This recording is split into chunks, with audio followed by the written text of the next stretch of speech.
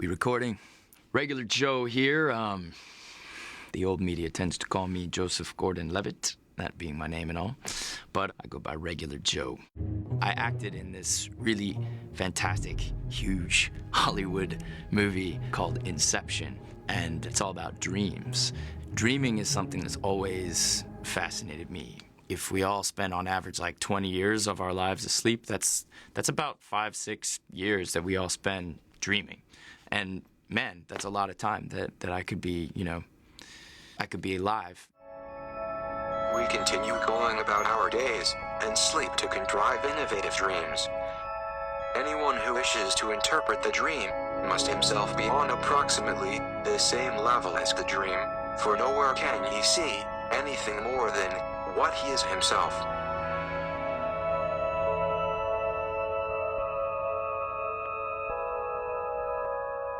Well, what is exactly going on here when I'm asleep, and why do we dream, and what is it for, and what can I maybe get out of it? I'm hoping that in working on this documentary right now, I can maybe learn a thing or two about dreams. I got started smoking years ago when I was a young man, and I finally got to the point of almost a chain smoker.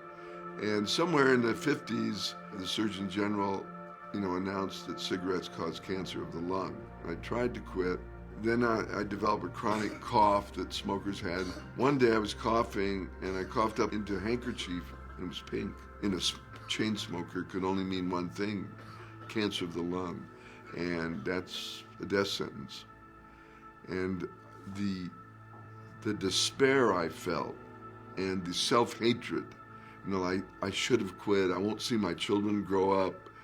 Just incredible despair. And then I woke up. And the dream was so real, I didn't smoke another cigarette. I call it the dream that saved my life, because I probably would have kept smoking.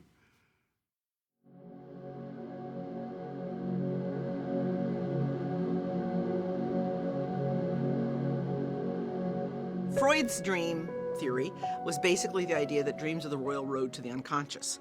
His whole idea was that the unconscious, the tip of the iceberg, is, of course, consciousness, and everything underneath is unconsciousness. He, however, viewed this sort of suppressing this unconscious material is because there's all kinds of unresolved, libidinal, instinctual, yucky stuff down there. We're less likely to see that today.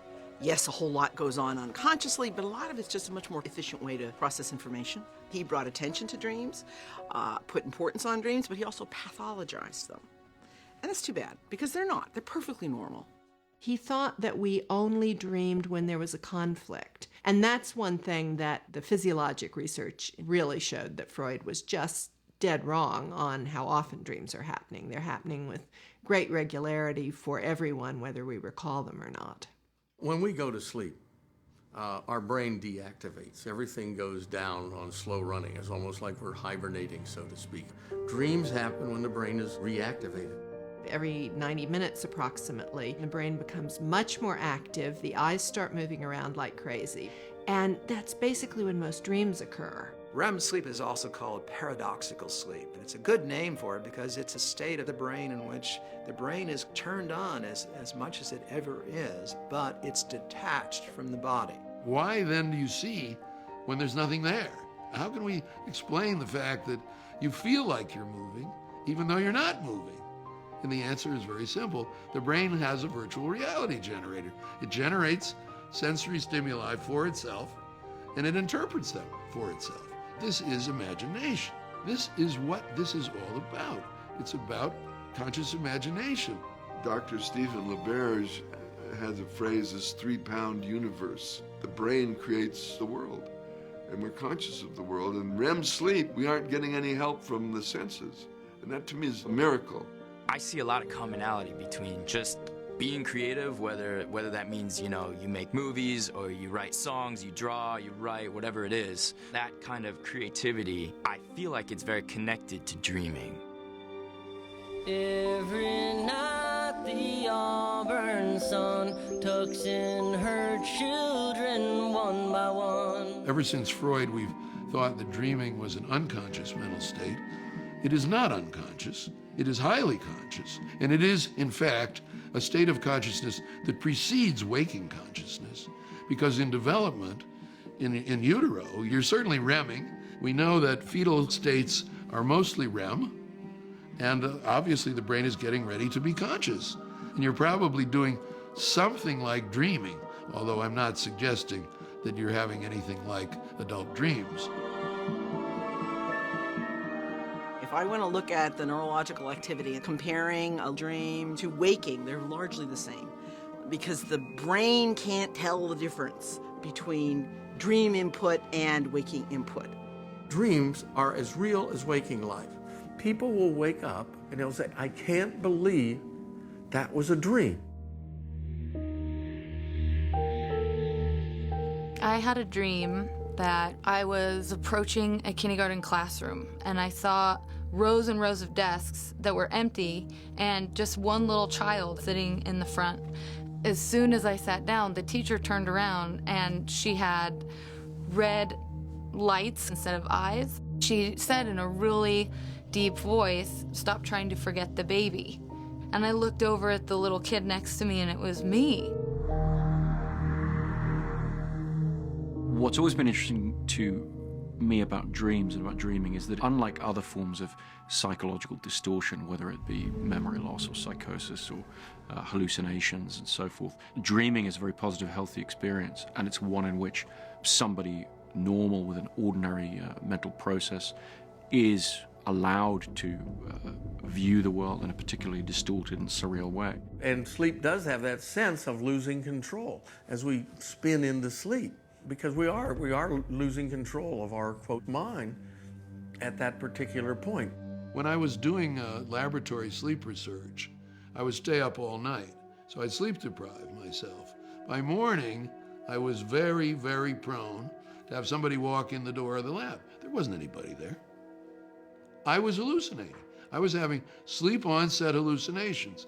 Those hallucinations, if I was sleeping normally, would be contained in my dream world. Freud and Jung both said that let the dreamer awake and you will see psychosis. In your dream, you have the capacity of seeing things that aren't there. If, for reason of sleep deprivation, drug taking, or bad genes, you have that dream experience during waking, you will call it psychosis. And that's what psychotic people experience all the time. They experience waking consciousness as if it were dream consciousness. Their waking consciousness is dream consciousness. Every brain has within it a potential. That doesn't mean it's sick, but every person certainly can become psychotic, and every person does become psychotic every night of their life. It's normal.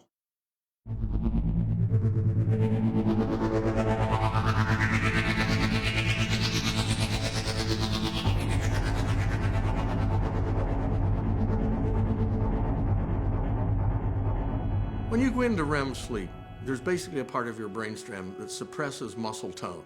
When that switches off, we're essentially paralyzed. We can't move. What you can do is move your eyes. You still have control over that. The function of the paralysis mechanism is so that you can have these emotionally engaging experiences, but be safe. I've certainly had the experience of still being subject to the paralysis, but actually waking up in the real world. And for an instant or two, you can't move, and that is certainly very frightening. You know you're paralyzed. You know you're awake. You know you're in your room. You cannot scream out. You cannot move. UFO abductions are often attributed to this disorder. If you wake up from a dream and you're breathing hard and your heart's going ding, ding, ding, ding, ding, ding, that's REM sleep. If you have an asthma attack, it's out of REM sleep. Stomach acid secretions are up 20 times in REM sleep. So REM sleep is pushing the body while it's paralyzing, and thank God, because when that paralysis mechanism cuts off, people act it out, and that can get dangerous. One of the most famous cases happened where a man had REM sleep disorder. This is a young man who was very much enamored of a young woman, wanted to marry her, and the parents were opposed to the marriage. This happens in reality. So she starts to act nervous and shy, and he realizes he's going to lose her. So he's a sleepwalker. He's been a sleepwalker all his life. So he's going home in his car, and he hears on the radio that these two people have been killed with a hammer. And he says, I wonder if I did that. Because the two people are the parents of his girlfriend, okay? So he calls the cops and he says, you know, I'm really worried about these people. I think I might have done this thing. How could you do this? You weren't awake? Well, he says, no, and his defense for the jury is that he was sleepwalking the whole time. 30-mile drive in the car, bludgeons them to death with a hammer, gets out of the house, goes back home, and hears the report on the radio. The jury found him not guilty by reason of sleepwalking and automatic behavior. He got off because the law states that you have to have conscious will and you have to be in control. The attorneys questioned them and said, could he have done this thing in his sleep without knowing it? And the answer is yes.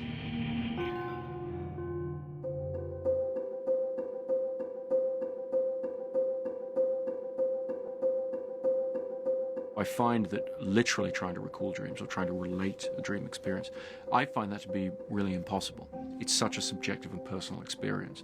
It's very difficult to translate it into words and have somebody else be able to follow it, which is one of the reasons I was interested to make a film that would try and portray dream states. Even back in the early non-talkies, it seems like almost every special effect that came along got tried out. Just the feeling that something is happening that couldn't quite happen in waking life is what these things seem to conjure up. Over the years, people have tried dissolves or they've tried more surreal transitions, but I think the simple cut in film grammar is one of the closest film tricks to the way the brain actually thinks, to the way you actually perceive the world. We've tried to really push the limits of how you can use cuts, how you can use the most simple cinematic transition there is, to take the audience from literally one state of mind into another state of mind. Taking on the challenge of doing a film that's set within a dream state, it wasn't that far off for me from what making movies is, if that makes any sense. We all have to take on a sort of alternate reality and put ourselves in different character shoes and sort of be in different environments that are a dream every time we make a movie.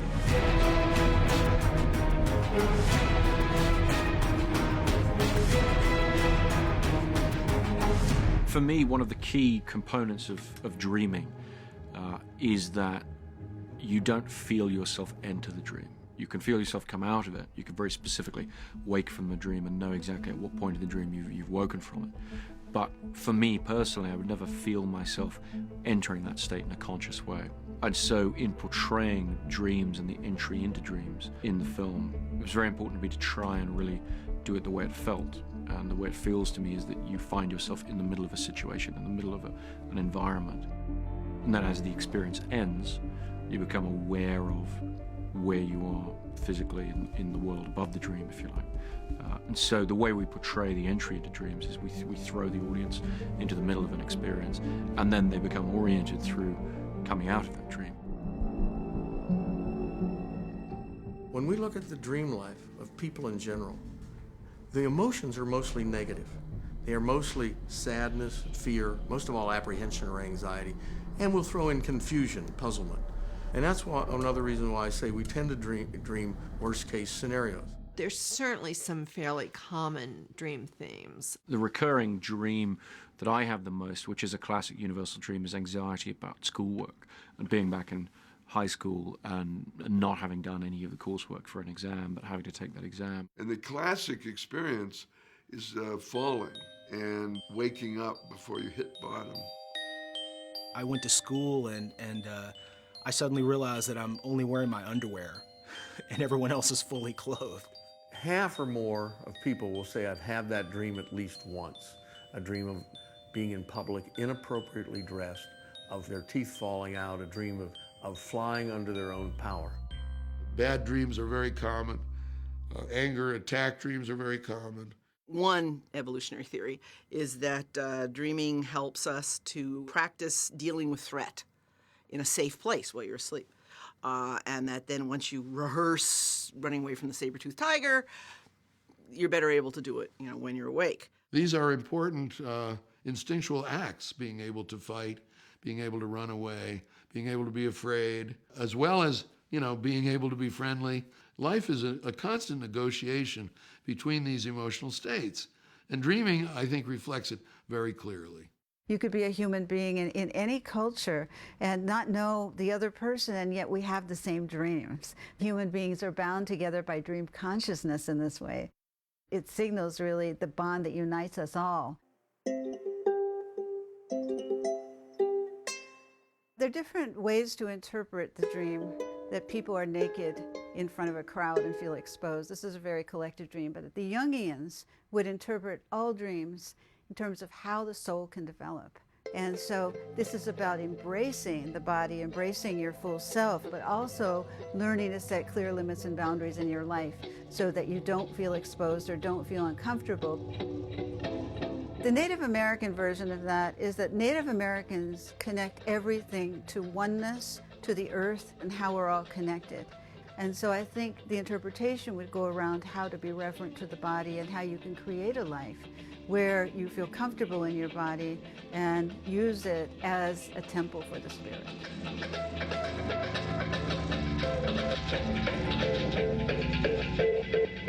I kept having this repetitive dream and I had no idea why, but it was just me alone in the dark, and I used to see a silhouette of a man and I never saw his face, and he was always kind of far from me until one day he just appeared right in front of me still. Could not see his face, just his silhouette, and he embraced me, and the feeling that I got was just this love and almost like a complete safeness, I guess. And I woke up thinking, well, that's kind of weird because I don't know who he is. I've never seen his face. So it must have been like maybe a few weeks later, I met a guy. And our first kiss was exactly what I had seen and felt in the dream. Maybe something or someone was telling me, hey, you're gonna meet that one guy. We were married about 6 years ago, and now we have a 2-year-old daughter.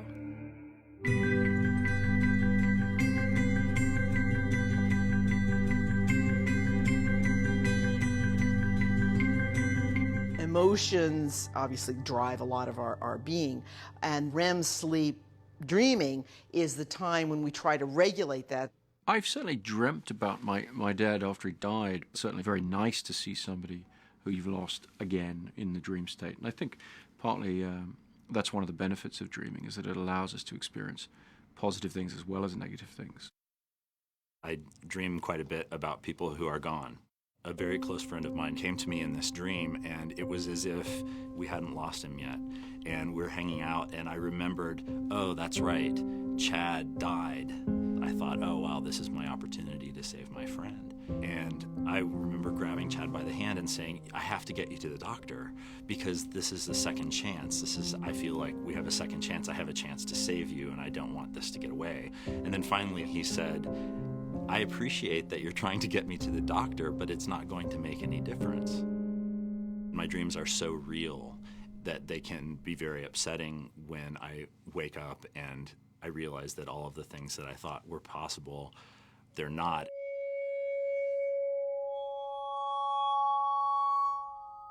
The film certainly deals with the idea that in a dream you can re-experience your time with somebody who's either passed away or is no longer around. There's a sequence in how memories put together this startling new information he's dead with all of this history of wonderful interactions with my dad. Memories do that by initially making a mistake. Oh, hey, wait a minute, he's alive. Well, no, he's dead. And eventually, over time, we put together the he's dead with the memories of the love that he had. That's what REM sleep or dreams do.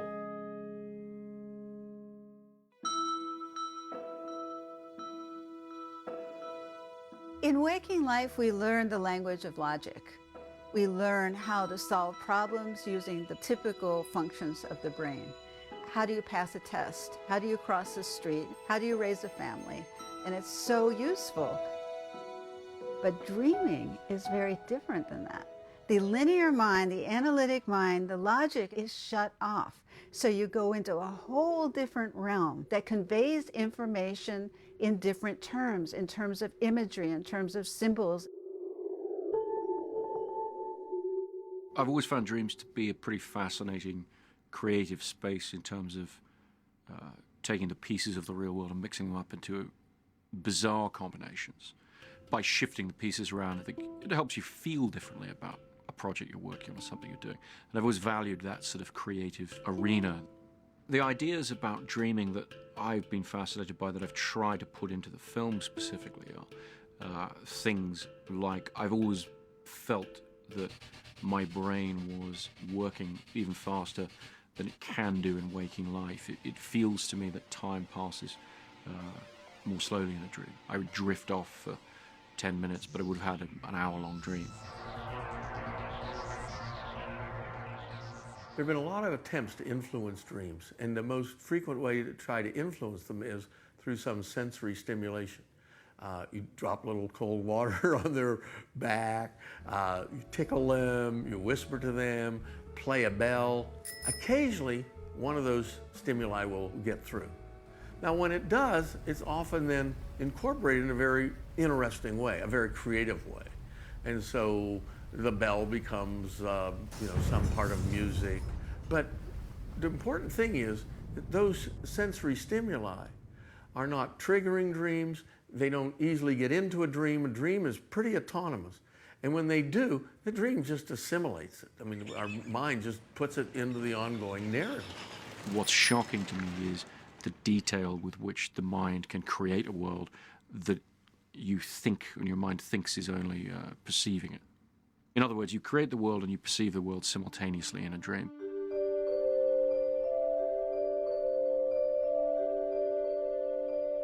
Everything you dream is you. It's something that you're making. Anything you see, anything you hear, you've created that. Or anybody you talk to, that's you playing that character in your dreams. Which is something I identify a lot with because I play all sorts of different characters all the time. It's like what I do for a living. And the notion that when I encounter somebody in my dreams, I'm not just encountering somebody else. In fact, I'm sort of talking to myself, playing somebody else. And to me, that creation of a world on a subconscious level that you're able to experience as reality, that speaks volumes about the infinite potential of the human mind. The brain has a mind of its own. The brain is a filmmaker. The brain shoots, rolls, directs, script writes, edits, does everything all at once, automatically, every single night. Have you ever heard music in a dream? Well, you were making that music. You were composing it and performing it all at once in your dream. There are some musicians who have said, I have dreamed new tunes. And in one case, the person woke up and he said, wow, that was great. When have I ever heard that? And he played it, and then he played it for his friends, and they hadn't heard it. And he decided, maybe I dreamed that. And his name is Paul McCartney, and the song is Yesterday.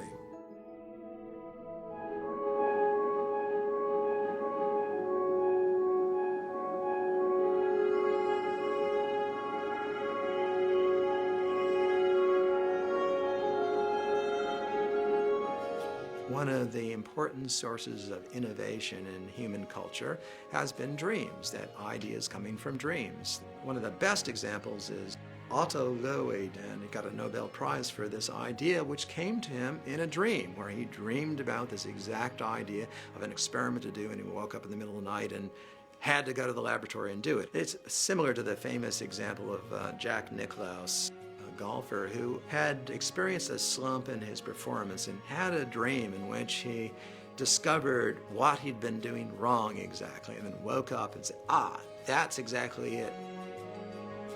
If I'm learning a part, I can only study so much before it's not useful anymore and I have to go away from it. Especially if I sleep on it and come back to it, I'll just know it. The brain is working on stuff even when your conscious individual ego self isn't telling it to.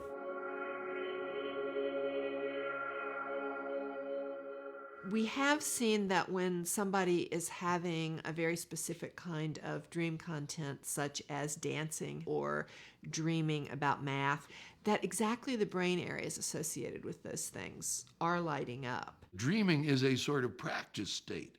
You're running the programs for waking. When an animal is learning something very definable, like moving through a maze, you can measure the pattern in the brain. And then we've seen that the animal will show that exact same pattern in its REM periods. So the assumption is that the animal is dreaming of going through the maze correctly. If you learn a task and you sleep, especially in REM, you're likely to do better when you retest it. That's a very important concept, that REM sleep is probably responsible for retaining a learned task, but also improving its skill. In collecting dream journals from literally thousands of people over the years for various experiments, I've seen where some people have a dream and they wake up and then something bizarre begins to happen and they get this funny feeling they might be dreaming, and then they wake up again. And some people have chains of these. I have at times experienced the idea of waking from one dream, but not fully coming out of the dream state and realizing that I'm actually in another dream and then coming out of that. What's interesting to me about that is the idea that we can dream a dream within a dream. That to me suggests this infinite potential of the mind. And I think the limitless nature of that is pretty fascinating. I've always wanted to be able to have lucid dreams. Lucid dreams means that you know you're dreaming while you're dreaming. Then you have choice. Then you're able to do things that you couldn't have done if you didn't know it was a dream. When I first started my research, the consensus among scientists was that lucid dreaming was impossible.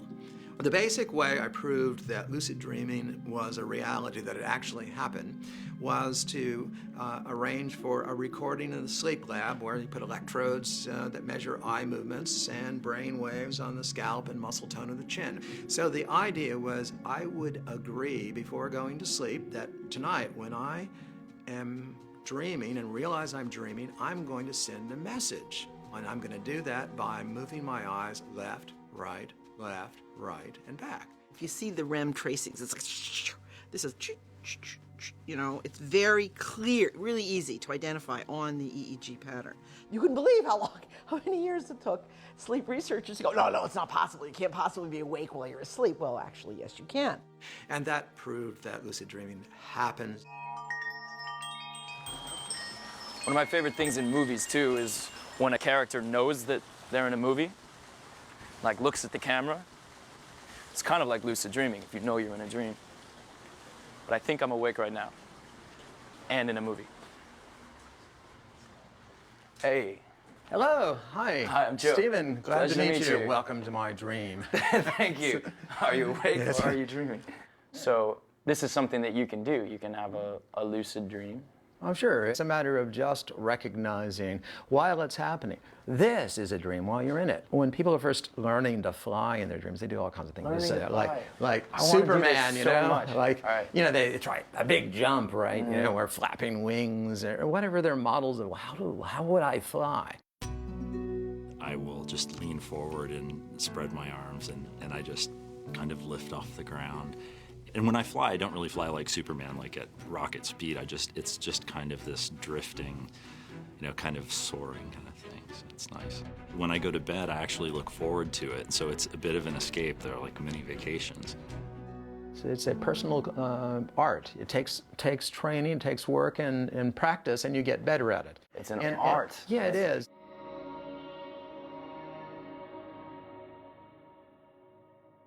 Usually it'll start off where I don't know I'm dreaming, and I'll go through it for a while, and then something will happen, like an event. Like maybe I'm running and I trip or something, and that trip will signify to me that you're dreaming. And then from there, I just kind of take the reins and go with it.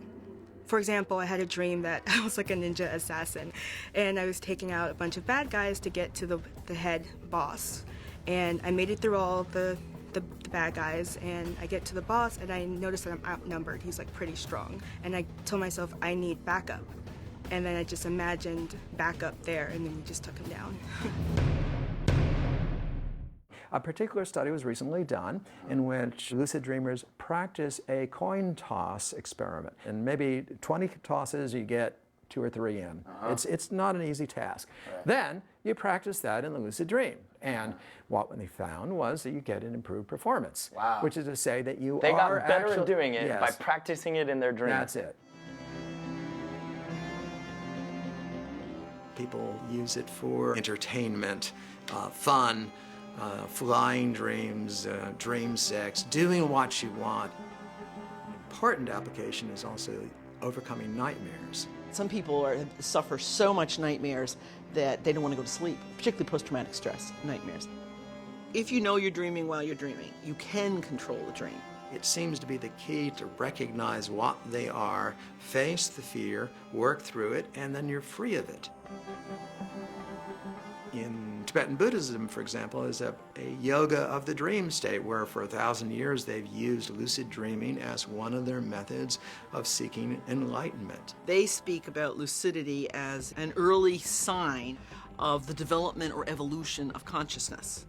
So it's a way of seeing what is it like to awaken to a broader, deeper, fuller sense of reality. It provides a model for awakening. It primes the higher development in people.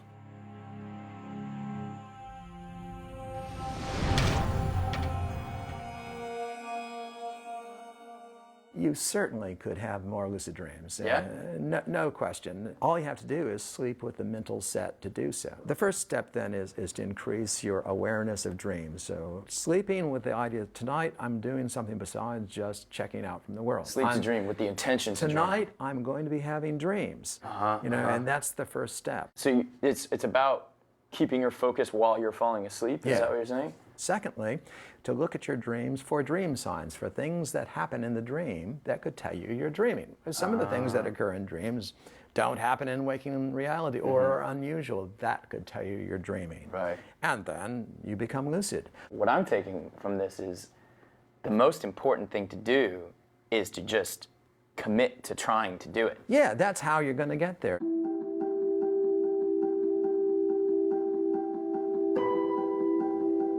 It's clear to me that a dream is an experience of the mind, but it's not possible to dismiss an experience of the mind as unreal. When you dream or when you imagine things, there's reality to that. If you're dreaming about your relationship with a person and what you think of that person or ways in which you interact in the dream, the emotions we experience are real. They're as real as the emotions experienced in the real world. There's no more proof for these things in the real world than there are in the state of the mind. That is where emotion takes place. Consciousness most simply is usually separated into sleeping and waking. Then there's all these transition states. Daydreaming. This is not a task-oriented kind of consciousness. This is where you let your mind drift. Falling asleep, the hypnagogic state, feverish states, virtual reality kinds of states. Fantasy, there's hypnosis, meditation. The consciousness of leisure time, play. And it turns out that these transition, not sleeping, not alert, waking, focused, in fact occur and account for some huge amount of the day. I've heard figures as high as 50%.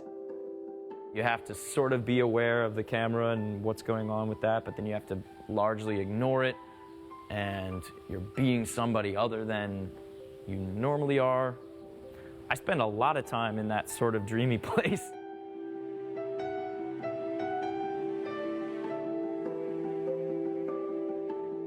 What's interesting to me about film noir characters who either have memory loss or distorted perceptions for some reason is those characters make it immediately apparent to the audience that they cannot perceive the objective reality around them. That's true of all human beings. We are all imprisoned by our own subjective perceptions of the world.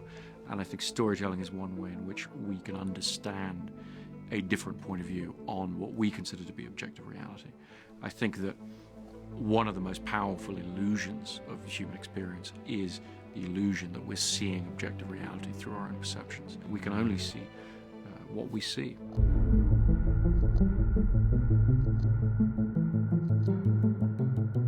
Lots of people have drawn the metaphor between dreaming and movies. The first theaters for showing films in Europe, in England, were called dream palaces. Just the analogy that you're watching these hallucinatory, vivid images kind of passively in the dark seems true of both things. For me, going into a movie theater and sitting down, and after about 10 minutes, you finally relax and kind of merge with the screen. It's so exciting, it's so scary, it's so happy that you just are part of what's going on around you. I think that pleasure derives from feeling less isolated as human beings. I think that pleasure derives from feeling part of a shared experience with other people, stepping outside the prison of our own perceptions, if only for a brief period of time.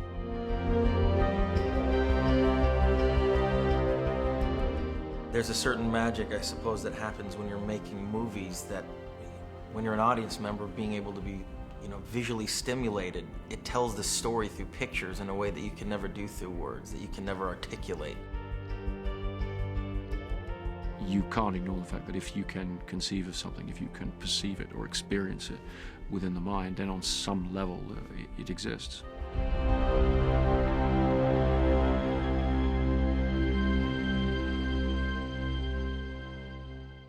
I'm studying hardcore gamers.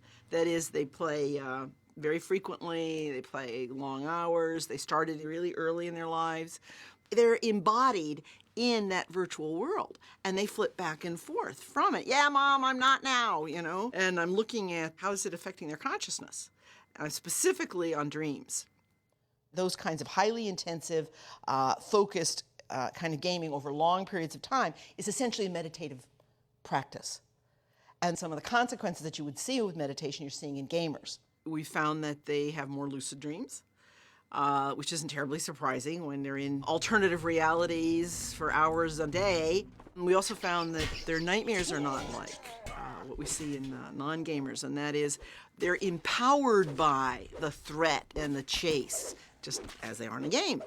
They've practiced fighting back all day long, or for hours, for years, so that right away that well-learned response happens in the dream. It says something about the power of shifting realities on these deeper unconscious processes. And I think that has implications for the evolution of consciousness.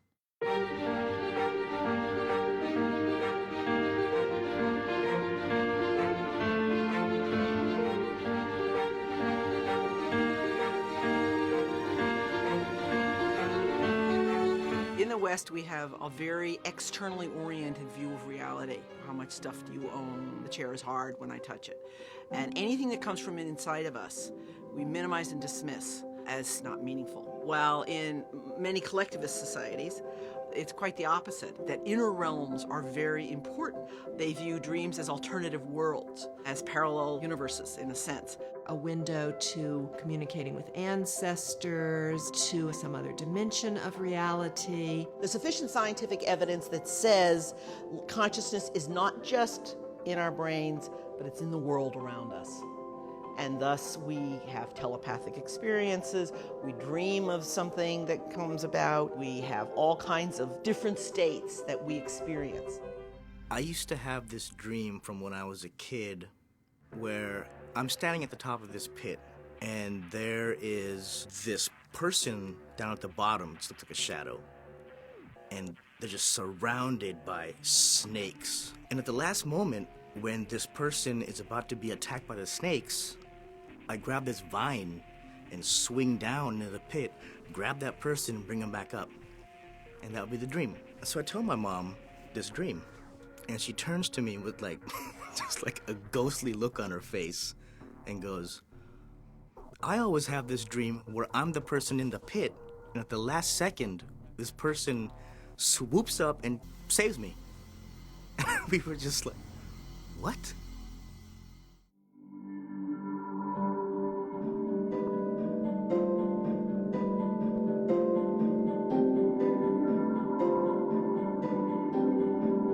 I'm not saying that it's not possible to share dreams. In fact, there is a case in which we do share dream worlds. There are? Yeah, that's what this is. In my view, what we're experiencing right now is a kind of a dream. And that it's all a dream. You know, it's the idea of life as a dream. It's an idea that takes a little getting used to, because we're used to the external reality being independent of us, doesn't depend on our perception of it, but the world of consciousness, what we experience, I see things, I hear things, I feel things, that, I'm saying, is a kind of a dream. Whether we're awake or dreaming asleep, our brain is making an image of the world. And what we actually experience is our model of reality, not reality itself. Perception is dreaming constrained by sensory input. So it's a constrained dream, whereas dreaming is perception free of constraint. What exactly is the difference experientially from the dream and the waking state? And you see, it's the same stuff. It's all illusion. Just being a person is a creative process. Every dream is a work of art. The brain has a massive area of mystery to it that I think is best seen through dreaming and through the dream state.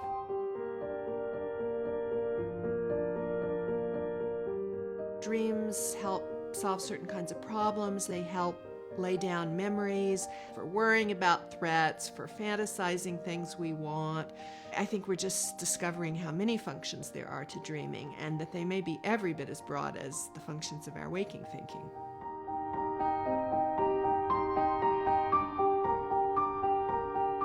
These dreams, while we sort of think of it as, oh, you're transported to this other world, what's actually happening is you are expressing yourself in just the freest, most potent way you could imagine.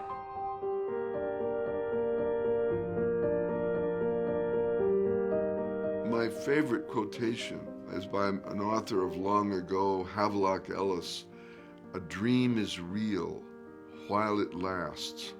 Can we say more of life?"